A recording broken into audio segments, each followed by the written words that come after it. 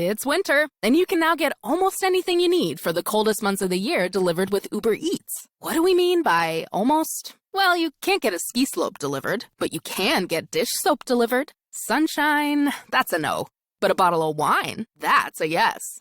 A snow angel, sorry, no. But angel hair pasta, Uber Eats can definitely get you that. Get almost anything delivered with Uber Eats. Order now. Alcohol in select markets. Product availability may vary by region. See app for details. This episode is brought to you by Allstate. Some people just know they could save hundreds on car insurance by checking Allstate first. Like you know to check the date of the big game first before you accidentally buy tickets on your 20th wedding anniversary and have to spend the next 20 years of your marriage making up for it. Yeah, checking first is smart. So check Allstate first for a quote that could save you hundreds. You're in good hands with Allstate. Savings vary. Terms apply. Allstate Fire and Casualty Insurance Company and Affiliates. Northbrook, Illinois. I'm the horse for speeches, but I don't know how to sing, so I'm going to need some help. I want to sing a song that everyone here should know. Kind of sounds like this. This is your Jason Kelsey song. We are the champions, my friend. There we go, come on. We keep on fighting to the end. We are the champions. We are the champions. No time for losing, 'cause we are the champions. Go Philly! Go Bullets!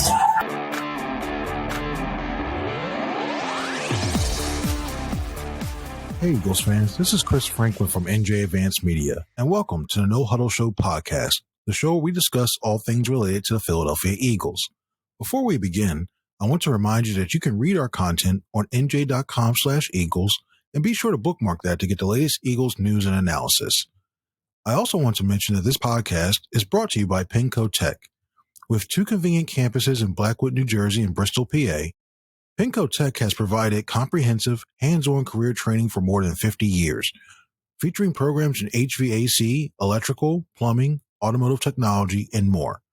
With dedicated instructors and career placement assistants, Penco Tech can give you the skills and confidence to build a brighter future. Financial aid is available to those who qualify. Learn more and take the first step today at pencotech.edu.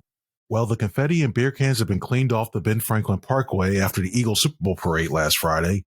Now our attention turns to the offseason and the many decisions that are facing the team coming up in their attempts to win back-to-back world championships. We'll get into them, and now with Bob Brookover and Cayden Steele. Guys, how are you doing? Hey, Chris, how you doing? Happy Monday. Happy Monday after the Super Bowl, after the parade. That's a lot of stuff. Yeah. Yeah. How you doing, Cayden? Yeah, doing good. It's an interesting time. The last week it's been, the team celebrating their victory. Now we kind of look forward to the offseason. So quick change here, but I'm excited to look forward to the future. Definitely is a quick change around with the combine coming in a couple of weeks. We'll get into that in a little bit. But first off, we're going to go into some coaching news. Former Eagles offensive coordinator Kellen Moore has been trying to assemble his staff down there with the New Orleans Saints, and it looks like he's been targeting some of the Eagles assistants, or at least interviewing them. With quarterbacks coach Doug Nussmeier and running backs coach / assistant head coach Jamal Singleton interviewing for the offensive coordinator job, and defensive backs coach Christian Parker interviewing for a defensive coordinator job. I want to ask you guys this. Do you think any of them will be leaving the Eagles? I do, yeah. I think for sure Doug Nussmeier is the guy. I think that's much like Kevin O'Toole is Nick Sirianni's right-hand man. Doug Nussmeier has played that role for Kellen Moore. He played it for him both in Dallas and with the Chargers before, and then followed him here. I think this is Doug's chance to be a coordinator. He would love doing it this next year when his son is going to be the quarterback at LSU. It was last year. It would be a cool situation for him. The one question I have about Doug Nussmeier, and this isn't meant in any way, I'll just put it out there. To me, it's a little interesting. Doug has a very strong what's the word I'm looking for? Very raspy voice. And I wonder if there's a way to like deal with that, amplify that voice, or if it becomes a problem when he's trying to call plays because it is such a raspy voice. If, in a loud stadium, it's just something I've wondered about since the first time I talked to him.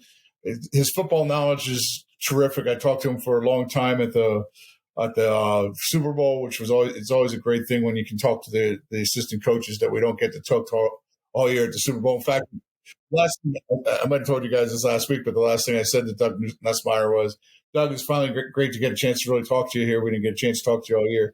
I'm sorry I'm not going to get to know you better because now you're going to be the offensive coordinator of the New Orleans Saints. And he just laughed. But barring all those things, I think Kellen Moore would love to have him go with him. The other two guys are great coaches.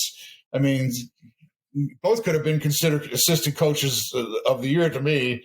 I mean, Jamal Singleton might have just been the position coach for the single greatest running back season in NFL history. The only ones I'd even put up next to it were Terrell Davis's 2 years where he ran for all those yards and won 2 back-to-back Super Bowls.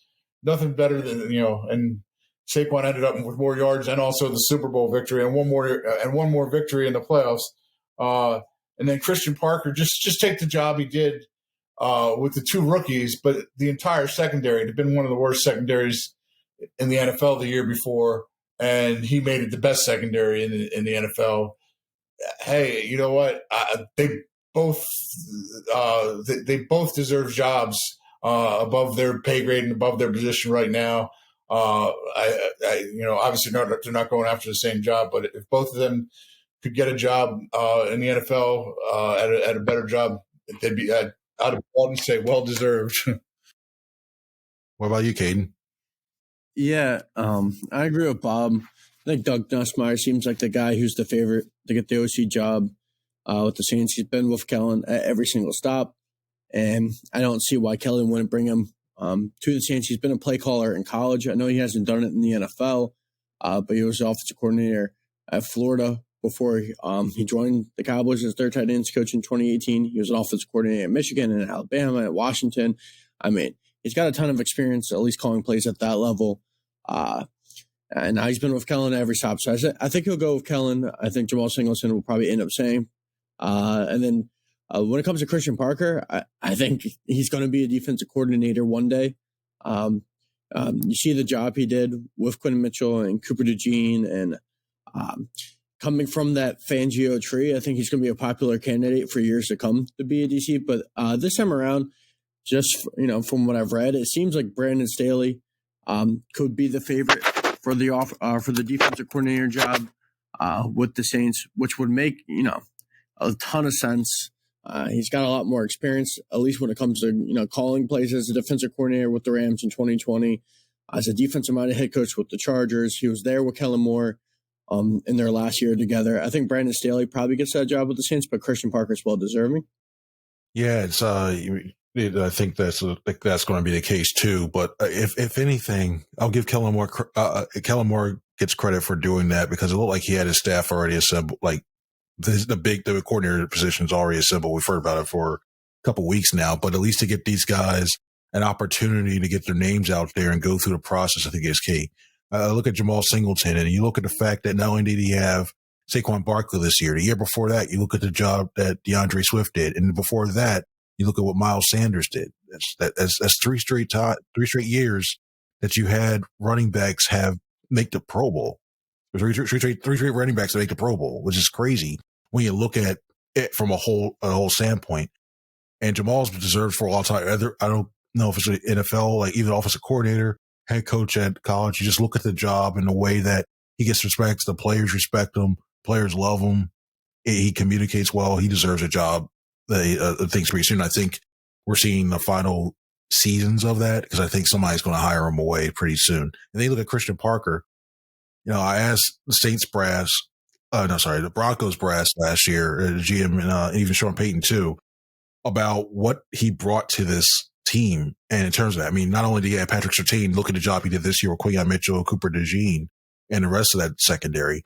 But now you look at what he does in terms of he does well. He leans in, he helps out with the personnel side of things and helping the front office look tell what traits to look for. And he's been lauded for that.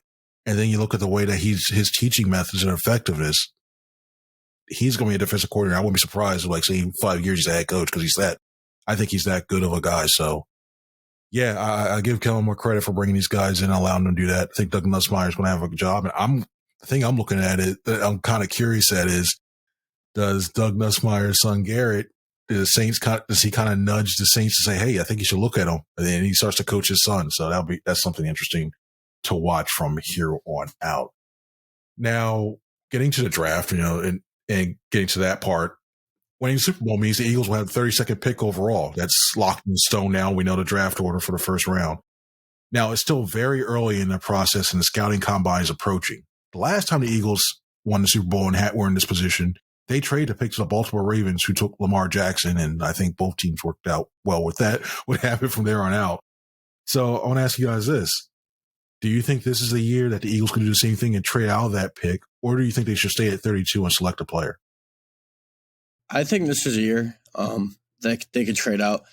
The general consensus on this draft class is that at the top, there's some blue chip players. You have Abdul Carter from Penn State, Travis Hunter, Mason Graham. You can throw Ashton Gianti's name in there as well, but it's not a great quarterback class, and there's not a ton of blue chip talent overall in this class. After there's top 4 or 5 players, it seems like it's more of a class in terms of you might be able to find a bunch of guys in the late first round, middle of the first round. They're more like day 2 grades, and there might be a lot of depth in terms you might be able to find good starters, second, third, fourth round at different positions in this class. But I don't think there's any player at the end of the first round that's necessarily going to be a guy that, is higher or is so much better than a guy that you could get maybe in the top, 6 or 7 picks of the second round. So how he's an aggressive person, whether that's, as a GM, whether that's moving up or down. And if he deems the class isn't very strong in terms of first round talent, I could definitely see him trading out. Or I could see him trading up, if he really loves a player, maybe moves up 5, 6, 7 picks to go grab someone. But I have a hard time seeing him stay at 32 in a class that is deemed pretty weak in terms of blue chip talent. Let's be real here. This is Howie Roseman. He could do anything. Who knows what he's going to do? He likes to trade up. He likes to trade back. He likes to stand pat. He doesn't like to stand pat. He likes to trade, but he's willing to trade either way. Let's stop on that stand pat thing. He does not like to do that. That's the only thing he doesn't like to do. But if need be, he did to get Quinyon Mitchell, and then he immediately traded up to get Cooper DeJean, got the 2 best cornerbacks in that class, which was quite a steal. I hate what Cayden just said about, well, let's look at this class because they're saying it's this and it's saying it's that. Let's just look at cornerbacks as an example. The top 10 players drafted in this class. According to Pro Football Focus, the 4th best corner in this draft came in the 5th round. Cayden Steele from the Chargers. I didn't know he was going to be any good, but I don't think you can. If you think a player's good, that's telling me how good your scouting department is and how good you are at drafting. It doesn't necessarily have to be a first round pick. The Eagles got Jalen Hunt in the 3rd round. And a lot of people would have said, well, what are they? And, why are you drafting a kid from Houston Christian in the 3rd round? But you know what? When it came time to play in the Super Bowl and get sacks, guess who was there? Jalen Hunt. So I hate that characterization of the draft.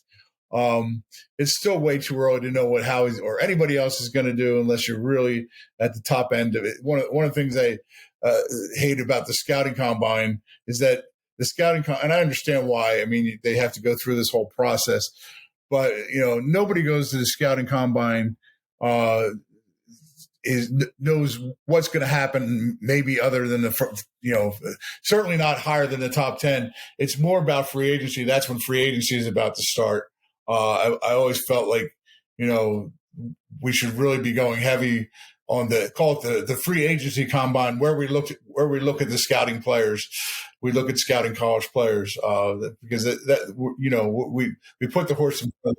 We put the cart in front of the horse, and I always hate this time of year for that reason.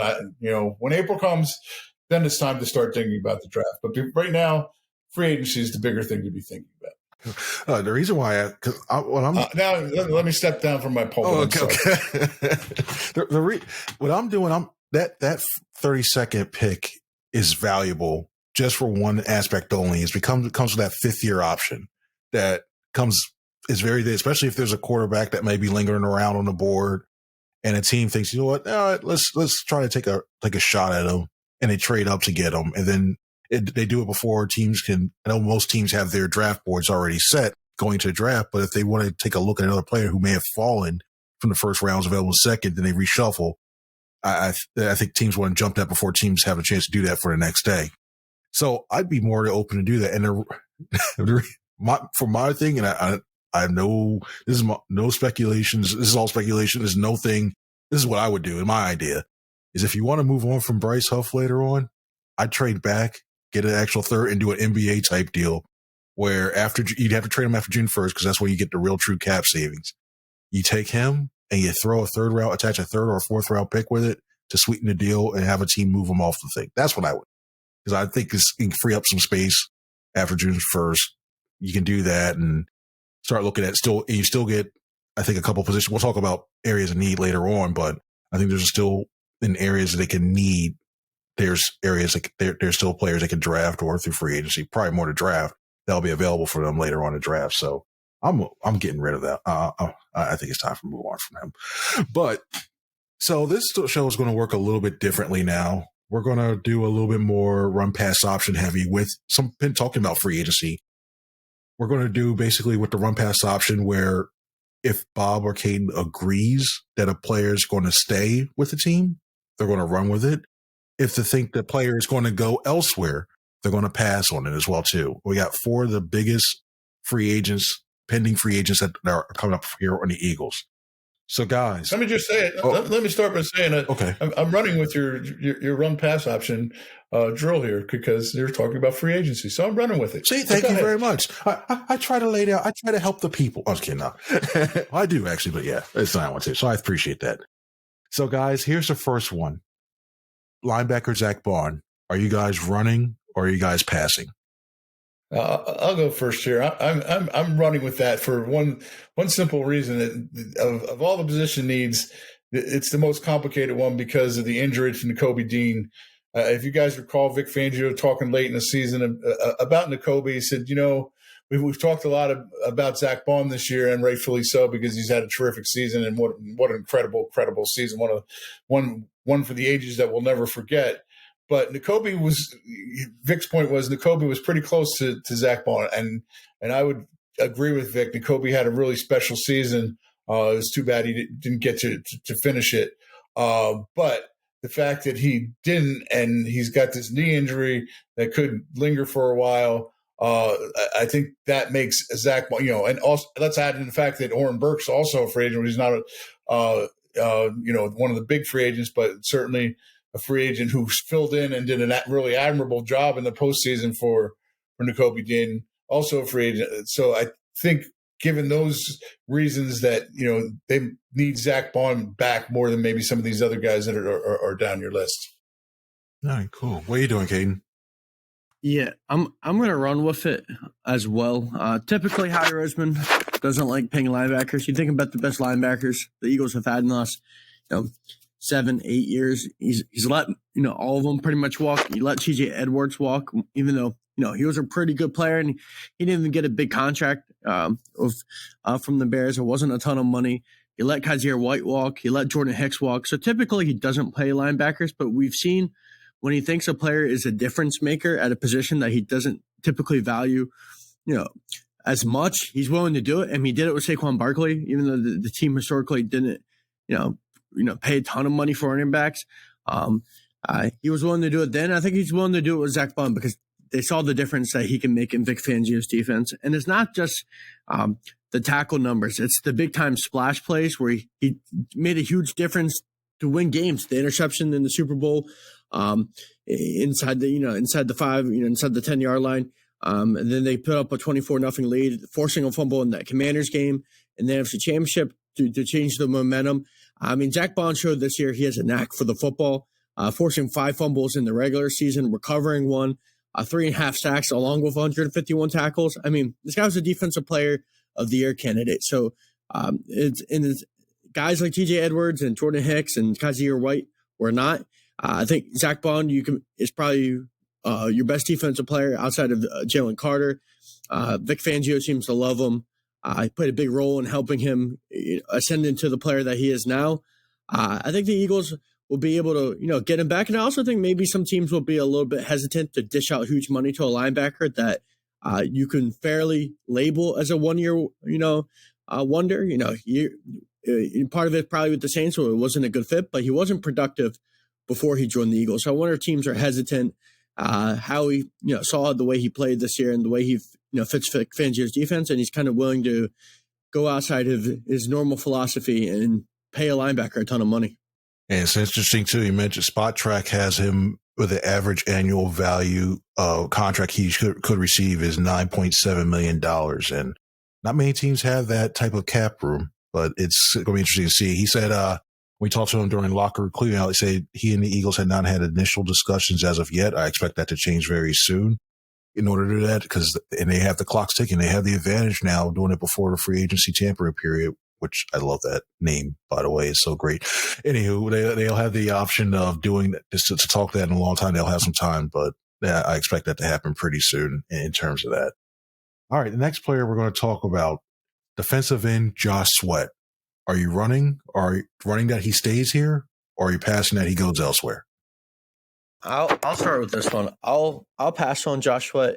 He's been a really good player for the Eagles since they drafted him in 2018. I obviously finishes out his tenure, if it was his last game, on a really strong note. 2.5 sacks in that Super Bowl, really getting things started for the defense. And he made himself a ton of money, I think, in that game. I think last impressions matter, especially right before free agency. There's not a ton of great edge rushers on the market. Barring Myles Garrett getting traded, Josh Sweat's probably the best one available. And there's a lot of teams in the NFL that need pass rushers. And I think he's going to get a ton of money elsewhere. And I don't think the Eagles are going to be able to match it, or they're going to want to match what he could make.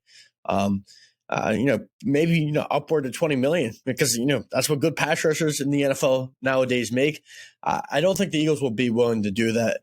Overall, Josh Sweat, like I said, he's been good, but I don't think he's been great, and he might make enough for, I think he might pay him to be a great pass rusher, and I don't think he is a great pass rusher. So that's another reason why. And two, I mean, you saw in the Super Bowl, and Bob mentioned him earlier, Jalix Hunt had the big game. The growth that he made from like week 12 until the Super Bowl was pretty incredible. That's a player that you feel is a logical replacement as well. You have a guy in place, and they could probably bring in a veteran edge rusher, or they can maybe target someone at the end of round 1, or if they trade back in the second round and draft another edge rusher. I just don't think Josh Sweat is going to be worth the money that someone else is going to pay him.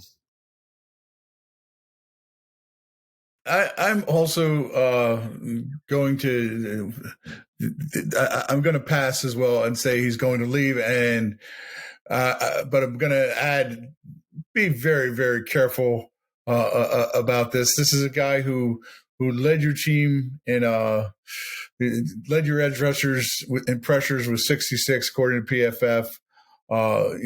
Biggest game of the year, shined really brightly. Led your team in sacks.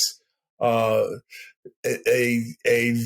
very, very, very good run defender, at a tough position to defend. Just to me, just a really vastly underrated player. I thought he was the most underrated player on the entire defense. I actually asked Lane Johnson at the Super Bowl on opening night, said, who's the most underrated player in your team?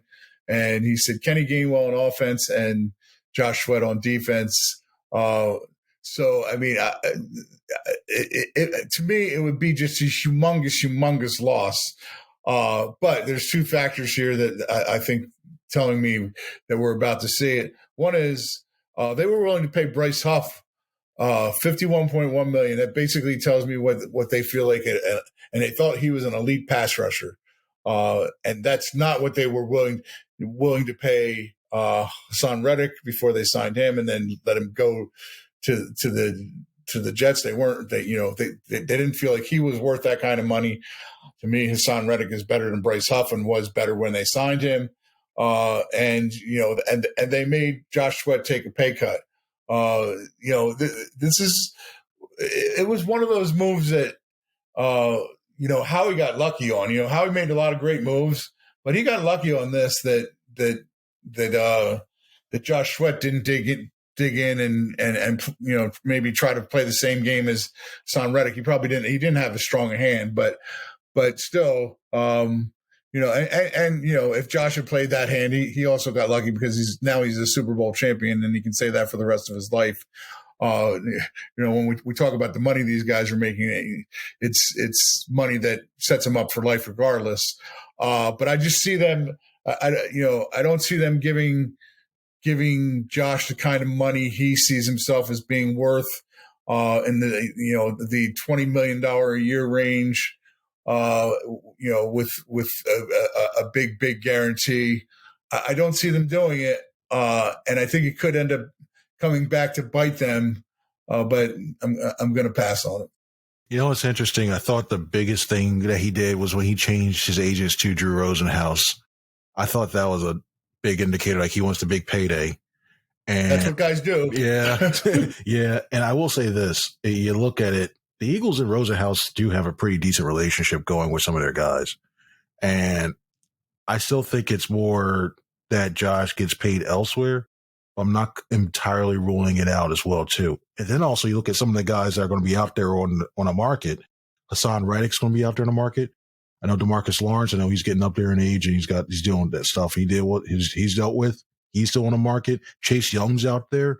I think an underrated name that I think some teams are going to be looking for, even though he got injured this year, Azeez Ojulari from the Giants. Guys like that are starting to really going to the market. And I'm wondering if teams start to spend their money out, say on quarterbacks, and we all know quarterbacks, edge rushers, cornerbacks, those three positions pay a lot. If they start to if it kind of forces everybody to start resetting after like the first couple of days and go, all right, let's look at this and who has the most money. And I think how he's going to open up some cap room with a couple of maneuvers and restructures and what have you. To make your point too, just about, you mentioned a name there and a guy I covered who I really liked and I think is a good pass rusher, but not nearly the player that Josh Sweat is in terms of stopping the run and being a pass rusher. Azeez Ojulari, but Azeez can never stay healthy. And the great thing about Hassan Reddick, healthy, always shows up, always not Hassan Reddick. I'm sorry, Josh Sweat. The great thing about Josh Sweat, always shows up, always posts, and how valuable is that? Just under another underrated attribute of his. Yeah, it really is. And I look at those factors. I'm like, all right, I still think I'd probably pass too. I'm probably more like 55-45 instead of like 60-40, what have you. I think there's still a shot, but it'll be tough. I think a lot of things have to happen. Like a couple things have to happen in order for it to do it. But you mentioned situation is one of those indicators and how comfortable he feels and whatever. So we'll see what happens in terms of that. The next name I'm going to bring up, defensive tackle Milton Williams. Are you guys running or are you guys passing? I'm gonna pass on this one as well. And this one's a little tougher to me than Josh Sweat. And I agree with Bob that Josh Sweat's a really good player, but Milton Williams is a guy that you drafted 4 years ago. He's extremely young. He's only 25 years old. I'll turn 26 next season, but he's an ascending player. And I think he's only going to continue to get better. And it's a similar thing to Josh Sweat. He put together his best season of his career, had 5 sacks this year, took a big step, overall. And you look at the defensive tackle class this year. The guys available. I mean, you got Oza Odigizua, Levi. I'm blanking on the last name, but the defensive tackle from the Lions as well. And there's not a ton of options available in the market, and it's hard to find guys in the interior who are really good pass rushers in the NFL. And I think Milton Williams is one of those guys, and he's going to make possibly upwards to $20 million as well. And you already have Jalen Carter and Jordan Davis and Moro Jomo showed a lot of flashes this year. That's a guy that they could feel confident in going forward, and how he's generally hit on defensive tackles, throughout his tenure as GM, finding different guys to make an impact, whether that's in the draft or that's in free agency. Even a guy like Thomas Booker, I think, showed some flashes in limited snaps this year as well. So I think it's going to be tough to bring back Wilton Williams when the market is going to be extremely high for him. But I think it's going to be tougher to let him go because of the age, because of, they brought him in 4 years ago and he continues to ascend. I think that's a guy they would like to bring back, but I think they're not going to be able to afford him. Yeah, Levi Onwuzurike. Yes. Levi Onwuzurike. That's what. Say that 5 times fast. Thank you for that. Oh, my goodness. That's rough. It's a good name, but it's nothing you can say fat quickly. What do you think, Bob? I'm going to run with them bringing Milton Williams back. I just think he becomes too valuable of a player to let go. Cayden mentioned Moro Jomo, who also had a terrific season, has shown signs of being a pass rusher, but not to the same level that Milton Williams has played. Milton Williams was number 3. How many teams in the NFL? I haven't looked this up. 2 of their top 3 pressure guys were defensive tackles. Jalen Carter was number 1 at 75, and then Milton was number 3 at 54. Just such balance along that defensive line. Moro Jomo at 5th on that list at 39. So it's 3 of their top 5 guys, pressure wise, according to PFF, were defensive tackles. And the Eagles just value the position so much. I don't know how he does it, because I don't know how he can make this work. That's why he's paid the big bucks and I'm not. But I just think somehow he's going to figure out a way to bring back Milton Williams, because to me, the one thing defensive tackles do more so than edge rushers is they also make the linebackers better. I'm not taking anything away from the season that Zach Bond had, or that Oren Burks did filling in, or the way Nakobe Dean played. But when you have great defensive tackles, which the Eagles had great defensive tackles this year, you make your linebackers that much better. And I think Vic's systems is geared toward having linebackers that can run and tackle and be playmakers, and it makes it so much easier when you have those guys. So somebody not on your list is because not a free agent, but they also have a big decision to make about Jordan Davis too, in the fifth year option. I wonder how much he plays into the Milton Williams equation, though, what they think of him, especially, it was interesting that Jordan all of a sudden late in the season shows up with some pass rushing chops, gets a couple big sacks in the Super Bowl and the NFC Championship game. So I wonder if that plays into it all. But I'm gonna stick with the running with them and Howie just somehow finding a way to sign a guy that's going to cost a ton of money. Yeah, so it's a tough decision. You're right about in terms of those linebackers, because when you don't have those offensive linemen coming to that second level, beating them, and they were so focused on double teaming guys, it plays a big role. And looking back on this now, this discussion we're having Milton Williams. How funny is it now when you look back at Tom Donahoe and that Howie Roseman moment where they were talking after they selected Milton Williams? You could have had Lee McNeil or Milton Williams.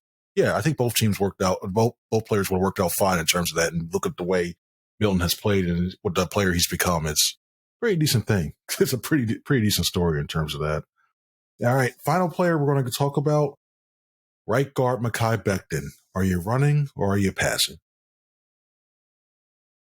I'll start this one. Here, I think this is the easiest of the 4. and I'm going to pass that Mackay returns. I think Mackay ended up making himself a lot of money.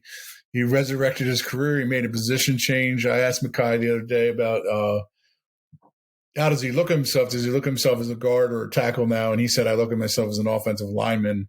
And I can understand that.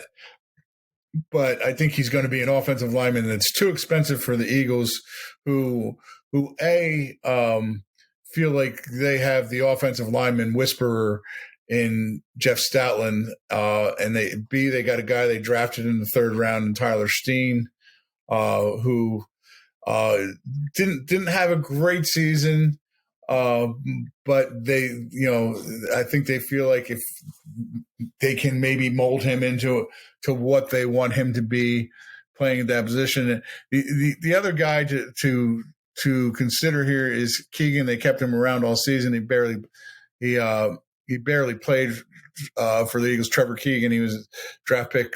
He was a rookie this year. Barely played, but that doesn't necessarily mean the Eagles didn't like him. It more means that they didn't think he was ready. Maybe he's more ready to step in. He's certainly more of a guard type than a tackle type. But it's because it is a guard position and a tackle position that they're trying to fill here. I think that makes it even easier for them to let Mackay Becton walk away. Yeah, it is going to be. I get Bob's point. I think I'm going to run with him staying. I do think he's going to earn some decent money. But where I differ is I think some teams will be concerned about the injury history with the Jets. He primarily stayed healthy this season, but there is an extensive he's had 2 different knee injuries. I think some teams will be concerned about that. And it's another one of those things where, this is the first year where he's played at a new position and he's had success at offensive guard, but he wasn't a really good tackle. So I'm not sure teams are going to, want to pay him to be a tackle. And then his success at offensive guard did, but come under Jeff Stoutland. He's one of the best offensive line coaches in the NFL. So how much of it is a system thing along with the injuries? I think maybe he won't make as much money as we think. And then on top of it, Tyler Steen, I don't think pan out to be the player that they thought he would be so far through 2 years. I think he's shown some ability, but he's graded out poorly on PFF, this season, especially in both areas. 112 out of 135 guards in pass blocking, 123 out of 135 in run blocking. I know it's limited snaps, so it's not a huge sample size, but he hasn't played well in limited snaps. And I'm not sure if they're going to be confident going into next year with Tyler Steen or Trevor Keegan. So I'll go with with Mackay coming back. But if they don't bring him back, I don't think Tyler Steen or Trevor Keegan will be the option. I think, drafting a guy who maybe is a college tackle and putting him in at guard, whether that's in the first or second round, could be the way they replace Mackay if they decide not to bring him back. All right, cool. Now we come to our final segment of the show. It's the 2-minute drill. Well, each of these guys will have 2 minutes to answer a question. If they don't finish, they'll hear this whistle. And then they'll have to write Landon Dickerson's parade speech 500 times and then run the entire parade route while we all laugh at them. So we're going to do this, guys. Bob, you're up first. Then the question is, what is the Eagles' biggest area of need this offseason? Your time starts now. Biggest area of need. Well, it's not on offense. Those guys are pretty much, as we just discussed, except for Mackay Becton coming back. I would say I would say keeping this front, the defensive front together. This is a team. We talk about it all the time. Yeah, Jalen Hurts was the MVP. Saquon Barkley was the MVP during the season. The receivers are great. The secondary was incredible. Two rookies playing their butts off. Slay playing like he's still in his prime, even though he's not. C.J. Gardner-Johnson coming aboard and becoming the turnover machine he was 2 years ago when he helped them get to the Super Bowl. But the Eagles are all about line play, and the defensive line, the offensive line got to go on the Jimmy Fallon show, on the Tonight Show. But the defensive line, to me, was the key to this team. And now we're talking about two different guys.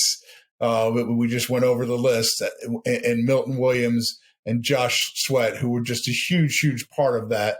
And, now we got a Bryce Huff who we don't know about. He's going to be here unless they can trade him.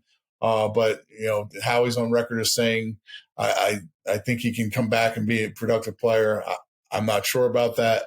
But keeping this defensive line together as much as possible, not letting both Josh Sweat and Milton Williams go. To me, that's the key. Just making sure that this is still the best defensive line in the NFL, or at least one of the top 3 or 4. 4 seconds left. Bravo. You got in there. You're safe. No writing for you. You're good. Cayden, same question to you. What is the Eagles' biggest area of need heading into this offseason? Your time starts now. Yeah, similar to Bob, I expected to be on the defensive line. I'll go specifically edge rusher. Despite the flashes that we saw from Jalix Hunt in the Super Bowl, and I think the ceiling is incredibly high based off what we saw in the Super Bowl, the playoffs, at the end of the regular season, all of that. I still think it's projecting a little bit for him to be a full-time starter next year on the defensive line. And then Nolan Smith was incredible, especially in the second half of the season. But I still feel, at this point, you might feel more comfortable with him being like your 1B pass rusher. And from what we talked about earlier, Josh Sweat, to me, is going to be playing elsewhere next season. So I think they're going to need to bring in another pass rusher to either be that 1A, whether that's exploring a trade with Myles Garrett. And I don't know how feasible that is, whether the Browns want to go, how much it will take, how much it will take to get him, how much it will take to pay him. But I would definitely at least explore that option, if it's possible. And if you can't get a 1A guy, it would definitely be important to try to at least bolster this pass rush room, whether that's maybe going to see if Khalil Mack, has a year left in him. Still pretty productive player. I know he's a little older, but maybe he could round out that group as well, or whether that's going in the draft and trying to hit on, a guy in the late first round that you think can, make an impact, early on, or whether that's trending up for someone, an edge rusher in the draft. I think edge rusher is going to be their biggest need. They have 2 young guys with a ton of potential, but they need to continue to strengthen that room, because I agree with you, Chris. I don't see how they can bring back Bryce Huff, and I don't see a world if they do, if he's productive. I just don't think it's working, and I don't see Josh Sweat being back. So edge rusher is their biggest need.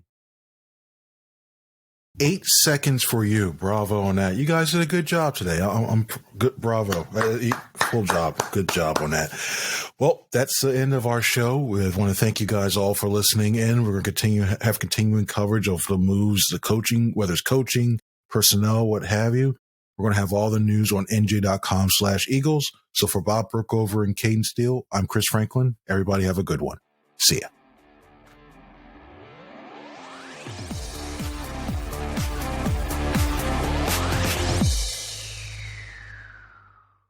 The No-Huddle Show podcast is brought to you by Penco Tech. With 2 convenient campuses in Blackwood, New Jersey and Bristol, PA, Penco Tech has provided comprehensive hands-on career training for more than 50 years, featuring programs in HVAC, electrical, plumbing, automotive technology, and more.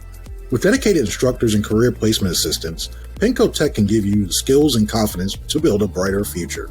Financial aid is available to those who qualify. Learn more and take the first step today at pencotech.edu. That's PENNCOTECH.edu.